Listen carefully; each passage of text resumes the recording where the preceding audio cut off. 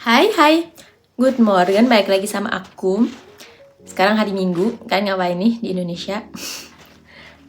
Atau di negara mana sekarang kalian? Kalian lagi mingguan nggak? Di Jerman ini mendung ya, di tempat aku tinggal. Lebih tepatnya tempat suamiku tinggal. Karena aku lagi di rumah suamiku. Sambil nungguin dia balik kerja, aku pengen ngebahas salah satu tema yang sering ditanyain di kolom komentar, yaitu tentang pengalaman aku BFD atau FSJ. Sebelum itu kita minum dulu. Aku baru bangun tidur. Ini udah hampir mau jam 10. Tadi udah bangun tadi pagi buat sholat sambil nggak nganterin sih, karena suamiku mau berangkat kerja gitu kan. Terus habis itu setelah dia pergi, aku tidur lagi. Oke, kita bahas secara ringkasnya aja ya. Karena sebenarnya udah banyak yang ngebahas tentang program ini. Jadi aku pengen bahas ringkasnya aja dan cerita pengalaman aku. Buat kalian yang mungkin belum tahu apa itu program FSJ atau BFD, kalau kalian pernah dengar istilah volunteer atau relawan, nah itu dia. Secara gampangnya mengertinya, oke? Si FSJ ini Freiwillige Sozialjahr, sedangkan BFD itu Bundes Freiwillige Dienst. Perbedaannya di mana? Perbedaannya tuh kalau nggak salah tuh cuma di umurnya doang. Sama ada satu perbedaan yang lainnya juga, tapi aku nggak bisa ngejelasin itu secara rinci gitu ke kalian karena jujur aku juga nggak merasakan perbedaannya gitu. Jadi si FSJ ini ada maksimal umurnya. Kalau kalian dari Indonesia itu minimal 18 tahun, maksimal 27 tahun. Lulusan SMA atau SMK sederajat. Kalau misalnya BFD itu nggak ada batasan maksimal umur. Jadi kalau kalian di atas 27 tahun, kalian tetap bisa ikut program ini. Gitu. Terus katanya kalau si BFD ini kayak dikelola oleh pemerintah setempat, sedangkan FSJ ini lebih jadi dua-duanya itu didanai oleh negara, tapi si BFD ini lebih diurus oleh pemerintah setempat gitu katanya ya. Baik lagi yang aku bilang, aku nggak merasakan perbedaan di situnya, makanya aku bilang sama aja. Bahkan aku pernah nanya sama chef aku di tempat perusahaan dulu aku BFD itu, karena waktu itu tuh aku masih umur 20 atau 21 tahun. Terus aku nanya lah ke dia, kenapa aku dimasukin ke BFD padahal umur aku masih segitu. Terus dia bilang ke aku, itu tuh sama aja, gak ada perbedaannya, kata dia gitu. Makanya ya di otak aku sekarang FSJ dan BFD itu sebenarnya sama aja secara harfiah. Ngomongin harfiah gak tuh? Terus apa aja sih yang aku dapetin dulu waktu aku BFD? Yang pertama aku dapat uang saku, dapat tempat tinggal, dapat kursus bahasa Jerman, dapat pengalaman, dapat sertifikat waktu si BFD ini udah selesai, dapat teman baru juga, dan memperlancar bahasa Jerman aku tentu aja. Untuk uang saku sendiri, aku tuh netonya bersihnya itu dapat 450 euro. Ingat ya, ini 3 tahun yang lalu. Mungkin sekarang naik, siapa tahu, iya kan? Kenapa aku cuma dapat 450 euro? Itu karena aku dapat tempat tinggal dari perusahaannya. Jadi aku tuh udah dapat neto aja langsung 450 euro. Tapi kalau kalian belum dapat tempat tinggal, biasanya tuh kalian dapat sekitar 700 euroan. Mungkin bisa lebih 750. Tapi ini 3 tahun yang lalu, balik lagi. Terus asuransi, ada juga wifi, apa lagi? Udah sih itu. Kalau syarat ikut program ini, itu sebenarnya hampir sama kayak Ausbildung. Kalian perlu sertifikat bahasa Jerman juga. Dulu waktu aku di tahun itu ya, di 3 tahun yang lalu, A2 itu masih bisa. Bahkan kalau nggak salah A1 itu masih bisa. Dulu ya, teman-teman aku ada yang pakai A1 juga. Itu masih bisa. Kalau sekarang mungkin sekitar A2 sampai B1 ya. Kemungkinan. Terus kalian juga butuh vetrak atau kontrak dari perusahaannya, butuh mid vetrak. Terus kalian juga butuh asuransi. Asuransi itu sebenarnya kalian bisa daftar sendiri, nggak perlu nunggu dari perusahaan kalian. Tapi kalian juga bisa tanya ke mereka, apa mereka bisa ngebuatin buat kalian. Kalau mereka bisa, ya dibuatin aja, lebih gampang. Kalau nggak bisa, ya kalian bikin sendiri, online bisa aja. Terus juga pengalaman, kalau memang kalian punya, ini nggak wajib. Terus dedikasi kalian harus bertanggung jawab, bisa bekerja dengan tim. Kalian orangnya yang memang sosial ya, orang yang suka bekerja sama orang lain. Karena kalau kalian yang ya malas sama orang gitu ya, handbook sama manusia gitu, kalian nggak bisa ikut program ini. Karena ya kalian itu bekerjanya nanti di berai sosial. Jadi kalian harus orang yang suka bersosialisasi. Terus apalagi? Udah sih itu syarat-syaratnya. Terus buat perusahaan atau buat bidang apa sih yang bisa kalian ambil kalau kalian ikut BFD atau FSJ? Ini lebih ke sosial, kayak contohnya di TK, kalian juga bisa di rumah sakit FSJ atau BFD, kalian bisa di panti jompo, bisa juga di orang-orang dengan berkebutuhan khusus atau disabilitas. Terus kalau kalian misalnya punya bakat nih di olahraga, contohnya bola nih, kalian punya basic yang lebih di bola, kalian juga bisa ngajarin anak-anak sekolah main bola. Itu juga ada FSJ atau BFD di sana. Terus apa lagi ya? Udah sih. Ada banyak hal yang lainnya, cuma yang aku tahu baru itu. Kalian bisa search di internet, banyak kok. Banyak perusahaan-perusahaan yang bisa kalian daftar buat FSJ atau BFD. Kalau dulu aku ada di perusahaan di mana di situ orang-orang dengan berkebutuhan khusus. Awalnya aku pikir aku nggak bisa guys. Aku pikir kayak ini kayaknya berat banget ya. Tapi aku bisa dan justru aku senang di sana. Untuk ngomongin masalah durasi buat program ini itu minimal 6 bulan, maksimal 12 bulan atau 1 tahun. Kalian juga perpanjang jadi 18 bulan. Jadi kalau misalnya nih kalian 1 tahun udah selesai, terus kalian pengen memperpanjang bisa. Jadi perpanjangnya 6 bulan. Jadi semuanya 18 bulan. Apalagi ya? Oh ya, nanti kalau kalian ikut program ini, kalian bakal dapat yang namanya seminar. Seminar itu kalian tau lah ya apa seminar. Dan kalau nggak salah tuh kalau BFD ya 1 tahun itu seminar ada 5 kali, dan per seminarnya itu kalau nggak salah 1 minggu, kadang-kadang 1 minggu ada juga yang 5 hari, ada juga yang 3 hari kalau nggak salah ya. Aku ada dokumentasi beberapa ya mungkin foto, video-video yang aku ambil waktu aku FSJ, ada di Instagram aku tulis Instagram aku di sini. Kalian nanti bisa mampir ke Instagram aku, kalian nggak perlu follow aku. Instagram aku nggak aku privat, jadi kalian bisa tonton aja di sorotan, kalau nggak salah volunteer gitu sorotannya. Kalian nggak perlu follow aku, oke? Kalau kalian mau silakan, kalau nggak usah, nggak apa-apa. Terus, oh ya, ngomongin masalah seminar, nanti seminar itu akan dibimbing sama pengisi acara dari Trigger.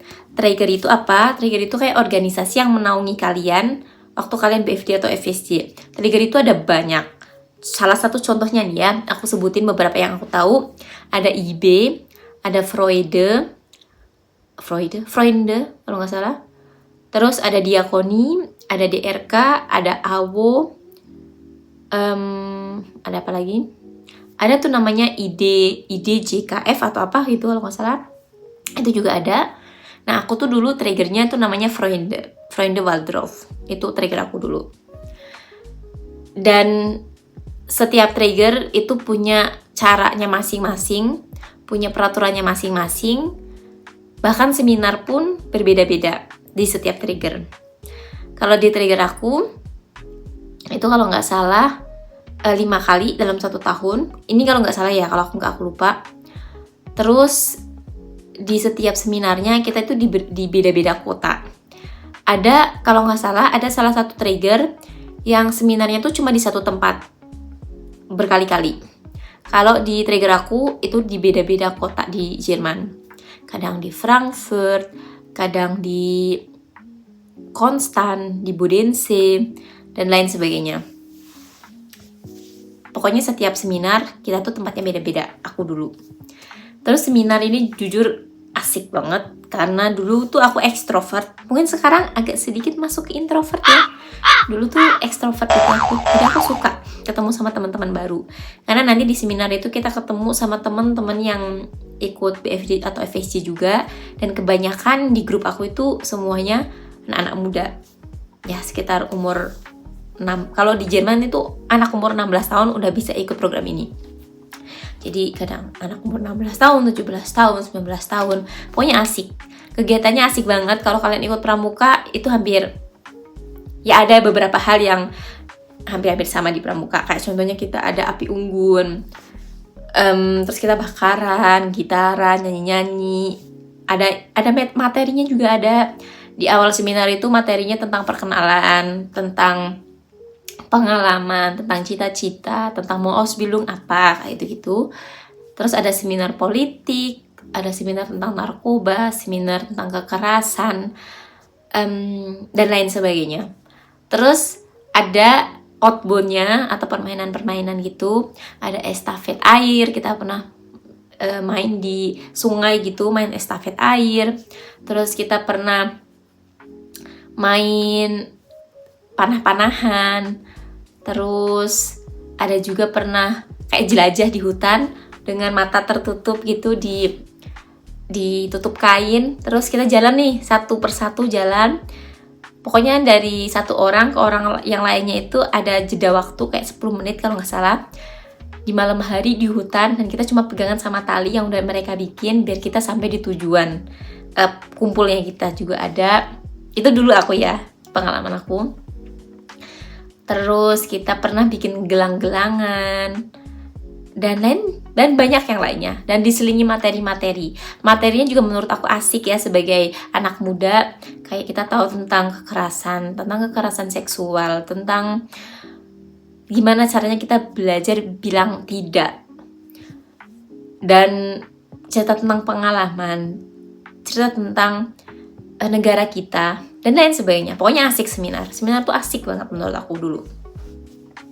Ketemu sama teman-teman dari berbagai negara, dari Jerman, dari benua Afrika, dari Ukraina, dari Rusia, dari Italia, dari Venezuela, dari Mongolia, dari Brazil,